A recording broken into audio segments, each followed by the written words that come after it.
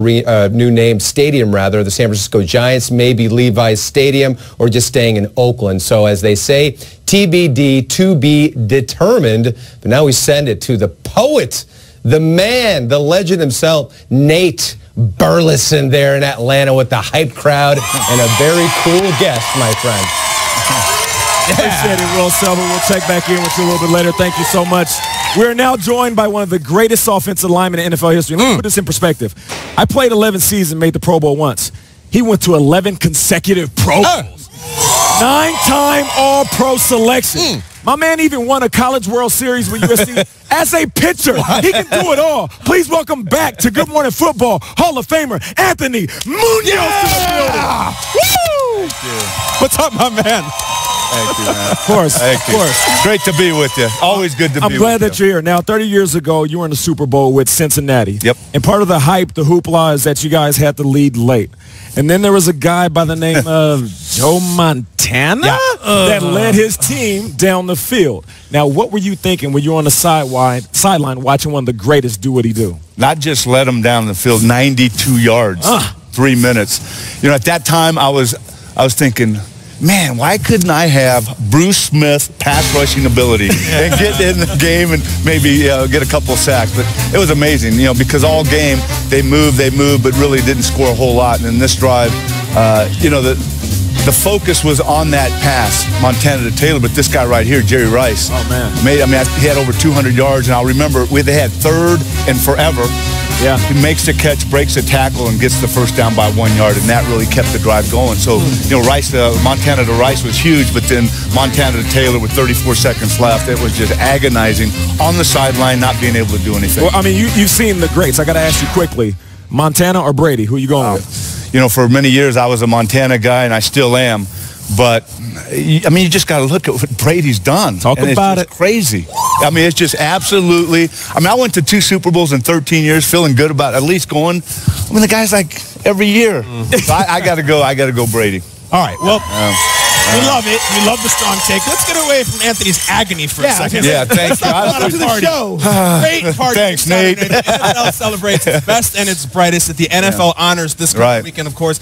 Saturday, 9 p.m. Eastern on CBS. One of the awards being presented is the Bill Ford Tough, offensive line of the year. You got it right there in your shirt. That's right here. Great O-lineman this year. The O-line play was incredible. Tell us about some of the nominees for the award. Well, the great thing about it is every week we select an offensive line, which is cool for me because it's not just one guy. We select the entire unit. In fact, the Rams won it twice this year. The Colts are one of the finalists. They won it 3 times. The Patriots won it. The Saints won it twice. And then the Eagles. Those are our 5 finalists. And Saturday night at Honors, we get to pick one and you know, honor them. But it's amazing. About every 3 weeks during the season, I get a chance to talk about these great, not only offensive linemen, but what excites me is talking about the whole unit, the Bill Ford Tough offensive line of the week.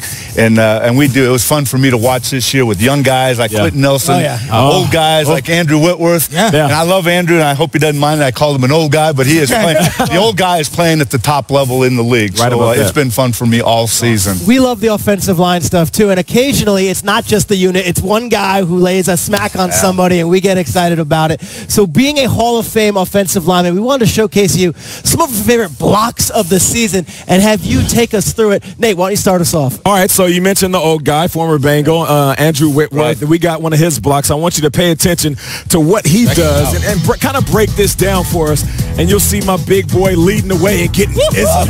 What you see? I saw a big 6'7", 6'8", 320-pound athletic left tackle. Look at him pumping the arms. You like that, pumping the arms? Pumping arms. But he doesn't stop. He doesn't hesitate. He goes right through the guy.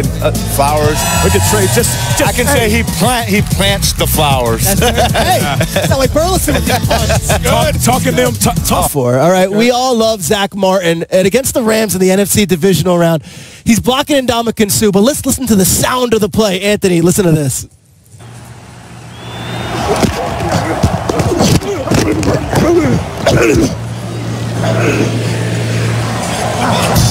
I love it. Martin gets up a little wobbly, but he took care of the block. Look at this. Look at that. Get that hand. Look how he had the hand outside, but then he brought it back inside. So that gives him leverage. Right? Leverage and doesn't get a flag. And then the key word, finish. Finish. We used to have shirts during camp that just one word on it, didn't have Bengals in it, it just said finish. Finish him. Snap the whistle, finish. And that's what Zach Martin just did. Mortal Kombat. Last one. Jason Kelsey, the madman in the middle of the Philadelphia Eagles with Eagles-Redskins Week 13, NFC East Showdown rivalry game. Darren Sproles is going to get the ball. Look what Kelsey does out in front, Anthony. I tell you what, I got contact, maintain, keep going, keep going.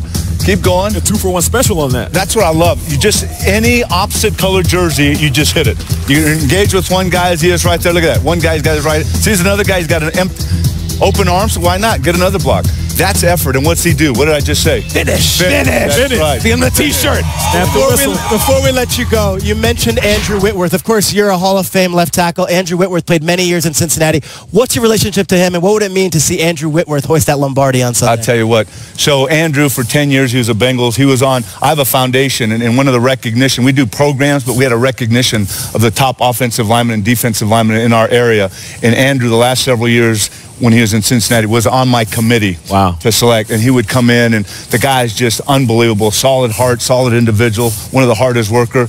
And at that size, an excellent golfer. Oh, really? Excellent golfer. Even the short game? Oh, everything. Wow. The guy can play. Big wit. Big wit, man. That's awesome. So I tell you what, I'd be excited. Because at my age, I root for guys, you know, coaches, players. Of course. And right now, I'm rooting for Andrew Whitworth and the Rams. Okay. Anthony, listen, we appreciate you, man. You are great on the field and even a better man. Anthony Munoz, everybody. Thank you. We love to keep talking, but we got to finish. Oh, that's right. You got to finish. Got to finish. Thank you, man. Lots of fun. Thank you. Hall of Famer Anthony Munoz. And after this, I'm over here hanging out with Cam Jordan, as you guys imagine. Lots of